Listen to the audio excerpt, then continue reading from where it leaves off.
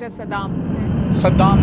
Saddam Hussein پر Saddam Hussein کو disarm the Iraqi regime without ایک آدمی جس نے اپنے ملک کو 24 سال تک اپنی مٹھی میں قید رکھا، جس کا ایک اشارے پر ہزاروں لوگ مار دیے جاتے تھے، جس نے اپنے ہی داماد کو قتل کروایا، اپنے ہی خود شہروں پر زہریلی گیس برسوائی۔ یہ کہانی ہے ایک غریب یتیم لڑکے کی جو دنیا کے سب سے پاورفل لیڈر میں سے ایک بنا۔ مگر سوال یہ نہیں کہ وہ کتنا طاقتور تھا، سوال یہ ہے کہ وہ طاقت اس سے چھینی کیسے گئی اور اس نے اس کے بدلے کیا قیمت چکائی۔ آج ہم آپ کو صرف ایک لیڈر یا ڈکٹیٹر کی کہانی نہیں سنائیں گے، ہم آپ کو دکھائیں گے کہ ایک انسان کیسے خود کو اس قدر طاقتور سمجھ بیٹھتا ہے کہ وہ بھول گیا کہ ہر طاقت کا ایک انجام ہوتا ہے۔ آج کی اس ویڈیو میں ہم آپ کو لے کر چلیں گے صدام حسین کی پوری زندگی کے سفر پر، اس کی پیدائش سے لے کر اس کی موت تک، جانیں گے کہ اس نے عراق کو کیسے چلایا، ایران اور امریکہ کے ساتھ کیسے جنگیں لڑیں اور آخر کار اس کا انجام کیا ہوا۔ تو میں ایک نیو سیریز کا آغاز کر رہا ہوں جس میں دنیا کے ان 8 لیڈرز یا ڈکٹیٹر کی بات کروں گا جن کا نام ہمیشہ کے لیے دنیا کے سنہرے الفاظوں میں لکھا جا چکا ہے۔ 28 اپریل 1937 عراق کا ایک چھوٹا سا گاؤں العوجا، یہ عراق کی ترکت اسٹیٹ کا ایک چھوٹا سا گاؤں، محلہ یا شہر کہہ لو ہے، جہاں صدام حسین ایک غریب کسان گھرانے میں پیدا ہوا، ایک بچہ صدام حسین۔ لیکن یہ پیدائش عام نہیں تھی، صدام کے والد کا انتقال اس کی پیدائش سے پہلے ہی ہو گیا تھا۔ اس کی ماں نے اس کی پرورش ایک سٹیپ فادر یعنی سوتیلے باپ کے ساتھ کی اور بچپن میں صدام کو اس کے سوتیلے باپ سے بہت زیادہ مار بھی پڑی۔ صدام حسین کی زندگی کا سب سے بڑا موڑ اس وقت آیا جب اس کے چچا خیر اللہ طلفہ اس کی زندگی میں ایک مضبوط رہنما بن کر سامنے آئے۔ خیر اللہ عراقی آرمی کے فورنر آفیسر تھے اور عرب نیشنلزم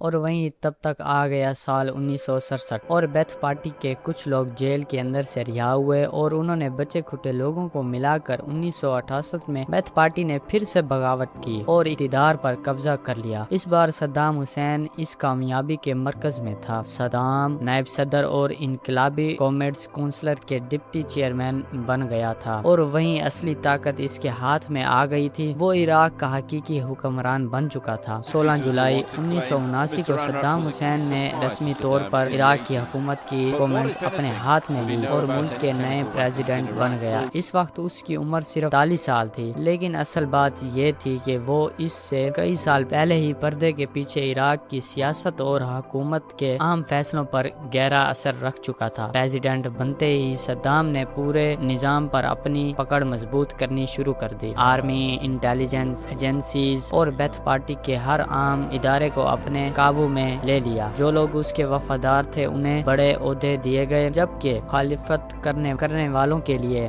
جگہ دن بہ دن کم ہوتی گئی۔ کچھ ہی عرصے میں صدام صرف عراق کے پریزیڈنٹ نہیں بلکہ ملک کے سب سے طاقتور شخص بن چکے تھے۔ اب وہ عراق کا بلا مقابلہ مطلب بغیر کسی سے مقابلہ کیے بادشاہ بن چکا تھا، اور اس نے اپنی طاقت کو ایک ایسی سیمٹ میں موڑا جس نے پورے مڈل ایسٹ کو ہلا کر رکھ دیا۔ پھر فائنلی وہ سال آیا جس سال صدام کو لگنے لگا کہ عراق فوجی طور پر اور سیاسی طور پر کمزور ہو چکا ہے۔ ستمبر 1980 میں صدام حسین نے پڑوسی ہمسایہ ملک ایران پر حملہ کر دیا۔ اس کا خیال تھا کہ 1979 کے اسلامی انقلاب کے بعد ایران سیاسی اور فوجی طور پر کمزور ہو چکا ہے، اس لیے یہ عراق کے لیے اپنا اثر و رخ بدلنے کا بہترین موقع ہے۔ صدام حسین صرف زمین نہیں جیتنا چاہتا تھا، اس کا اصل مقصد تھا شاطئ العرب کے اہم آبی راستوں پر پورا قبضہ حاصل کرنا۔ یعنی وہ چاہتا تھا کہ تیل کے ذرات ہیں، تیل کے کنویں ہیں، وہ اس کی لپٹ میں آئیں اور ان پر ان کا فل قبضہ ہو۔ پورے مڈل ایسٹ یعنی خلیج کے علاقے میں ایران عراق کا سب سے طاقتور عرب ملک بنانا چاہتا تھا۔ اسے امید تھی کہ یہ جنگ چند ہفتوں یا کچھ ہی مہینوں تک ختم ہو جائے گی، لیکن اس کا اندازہ غلط ثابت ہوا۔ ایران نے سخت مذمت کی اور دیکھتے ہی دیکھتے یہ جنگ 8 سال تک چلتی رہی۔ اس خونی جنگ میں لاکھوں لوگ مر گئے، دونوں ملکوں کو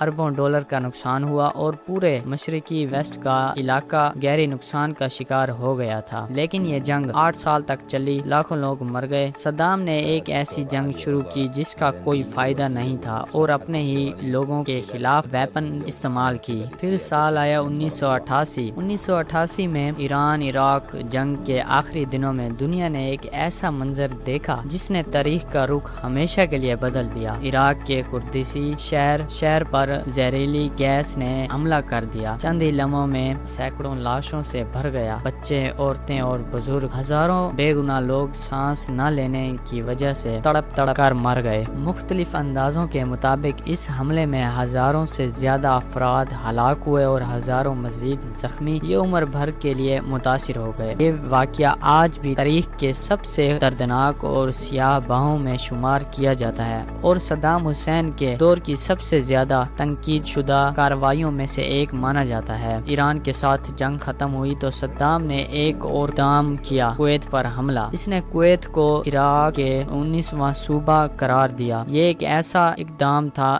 جس نے امریکہ کو غصہ دلا دیا اور پوری دنیا کو صدام کے خلاف کھڑا کر دیا، اور وہیں کویت کے ساتھ امریکہ کی قیادت اور بھی 34 ملک اس کے ساتھ کھڑے ہوئے۔ جنوری 1991 میں آپریشن ڈیزرٹ سٹارم کے نام سے عراق کے خلاف فوجی کارروائی شروع کر دی گئی۔ اس آپریشن کا مقصد تھا کہ کویت کو عراقی قبضوں سے آزاد کروانا تھا۔ پہلے کئی ہفتوں تک عراق کے فوجی اڈوں پر امریکہ نے حملہ کیا، کنیکشن سسٹم اور اہم بنیادی جگہوں پر شدید ہوائی حملے کیے گئے۔ اس کے بعد زمینی فوج نے صرف چند دنوں میں عراقی افواج کو پیچھے دھکیل دیا۔ آخر کار 26 فروری 1991 کو صدام حسین نے اپنی فوج کو کویت سے نکلنے کا حکم دے دیا، مگر اسی کے دوران عراقی افواج نے کئی آئل ویلز کو آگ لگا دی، جس سے کویت میں تاریخ کی سب سے بڑی ماحولیاتی تباہیوں میں سے ایک پیدا ہوئی۔ دھوئیں کے سیاہ بدل مہینوں تک آسمان پر چڑھے رہے اور تیل کے کنووں کی آگ بجھانے میں بھی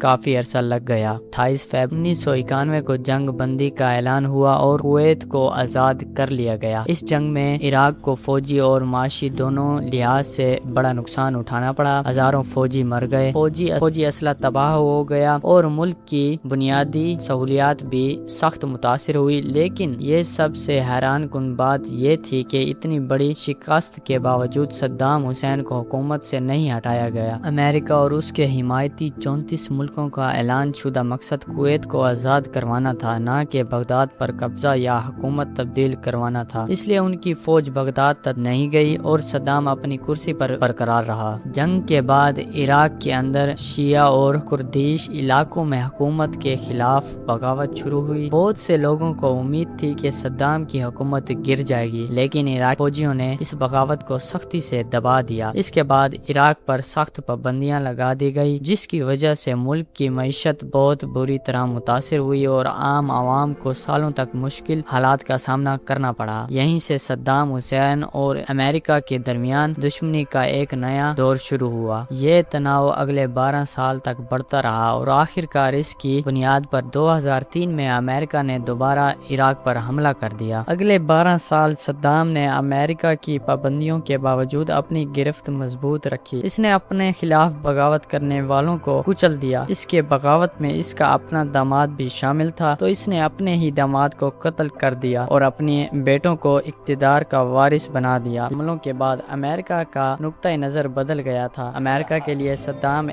محض ایک مسئلہ نہیں بلکہ ایک ہدف بن گیا تھا۔ اکثر لوگ سمجھتے ہیں کہ امریکہ اور صدام حسین کی دشمنی اچانک سے شروع ہوئی، لیکن حقیقت اس سے کافی زیادہ پیچیدہ ہے۔ 1980 کی ایران عراق جنگ کے دوران امریکہ نے عراق کے اسلامی انقلاب کو اپنے لیے بڑا خطرہ سمجھا، اس لیے اس نے مختلف سطحوں پر ایران کی حمایت کی، لیکن جنگ ختم ہوتے ہی حالت بدل گئی۔ عراق پر بڑا قرضہ تھا اور صدام حسین کو نیا مالی مسائل کا سامنا تھا۔ پھر 1990 میں صدام نے کویت پر حملہ کر دیا۔ اس کا دعویٰ تھا کہ کویت عراق کا حصہ ہے اور وہ عراق کا تیل چرا رہا ہے، لیکن امریکہ اور اس کے عامی ملکوں نے اس حملے کو قبول نہ کیا۔ انہوں کے نزدیک اگر صدام کویت پر قبضہ قائم رکھتا تو دنیا کے بہت بڑے تیل کے ذخیرے پر اثر انداز ہو سکتا تھا اور پورے خلیج کی طاقت کا توازن بدل سکتا تھا۔ اسی وجہ سے امریکہ کی قیادت میں ایک بڑا فوجی اقتدار بنایا گیا جس کو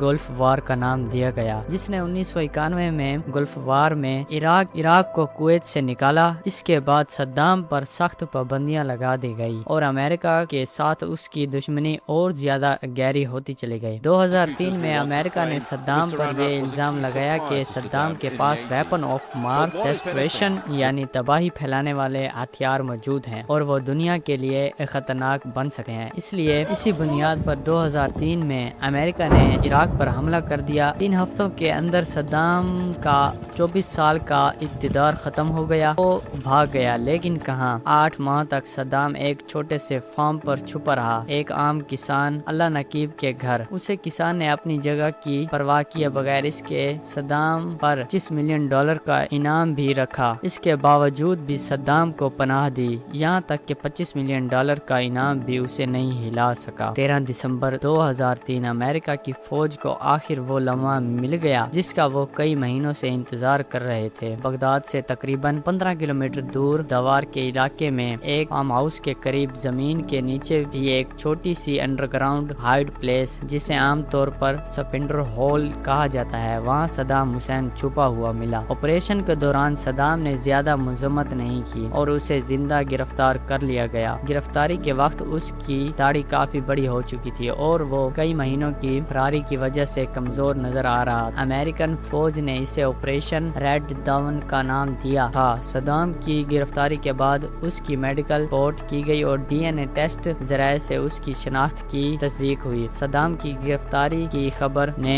امریکہ اور اس کے 34 حمایتی ملکوں کو خوش کر دیا، جبکہ صدام حسین کی حمایت کرنے والے کے لیے یہ ایک ایسا لمحہ تھا جس نے عراق کی سیاست کا رخ ہمیشہ کے لیے بدل دیا۔ عدالت میں جولائی 2003 میں صدام کو پہلی بار عراقی عدالت میں پیش کیا گیا۔ اس پر انسانیت کے خلاف جرم نافذ کیے گئے اور بعد میں بہت سے اور بھی مقدمے اس پر درج کیے۔ 2005 2006 19 اکتوبر 2005 کو اس کا مقدمہ رسمی طور پر شروع ہوا۔ سب سے پہلے کیس 1982 کے دوجل واقعہ پر، جہاں 148 شیعہ افراد کو قتل کا الزام اس پر ڈالا گیا۔ صدام نے ہر الزام سے انکار کیا اور کہا کہ عدالت غیر قانونی ہے۔ مقدمے کے دوران کیا ہوا؟ مقدمے محکمے کے دوران کئی دفعہ صدام اور پولیس آفیسر کے درمیان سخت بحث ہوئی۔ اس کے کچھ وکیلوں کو قتل کر دیا گیا اور سیکیورٹی کے مسائل پیدا ہوئے۔ صدام نے ایک دفعہ دعویٰ کیا کہ امریکی حراست میں اس پر بہت تشدد ہوا۔ اس دعوے کی تصدیق آزاد طور پر نہیں ہو سکی۔ 2 نومبر 2006 کو عراقی ہائی ٹریبونل نے اگائی دجال کیس میں پھانسی کی سزا سنائی۔ 26 دسمبر 2006 کو اپلائی کر دی گئی اور سزا برقرار رکھی گئی۔ 30 دسمبر 2006 کی صبح عید الاضحیٰ سے ایک دن پہلے صدام کو بغداد کے کیمپس میں پھانسی دی گئی۔ روایات کے مطابق انہوں نے قرآن اپنے ساتھ رکھا ہوا تھا اور آخری لمحات میں کلمہ اور دعا پڑھی، اور انہوں نے پھانسی کے دوران اپنی آنکھوں پر پٹی باندھنے سے انکار کر دیا۔ پھانسی سے پہلے کچھ افراد نے ان سے سیاسی نعرے لگائے۔ صدام نے جواب دیا لیکن گھبراہٹ کا اظہار نہیں کیا۔ اس حصے کی ویڈیو بھی بعد میں لیک ہوئی۔ کیا صدام کا ٹرائل بالکل انصاف پر مبنی تھا؟ اس پر آج بھی اختلافات ہیں۔ عراقی عدالت نے انہیں قانونی طور پر مجرم قرار دیا اور سزا دی، لیکن کیا صدام واقعی برا تھا؟ کچھ لوگوں کا ماننا ہے کہ وہ ایک مضبوط رہنما تھا جس نے عراق کو استحکام دیا، دوسرے اس کو ایک ظالم ڈکٹیٹر کہتے ہیں۔ تو امید کرتا ہوں آپ کو یہ ویڈیو اچھی لگی ہوگی۔ اگر آپ کو یہ ویڈیو اچھی لگی تو ویڈیو کو لائک ضرور کریں، اور میں ملوں گا انشاءاللہ نیکسٹ ویڈیو میں۔ تب تک کے لیے اللہ حافظ۔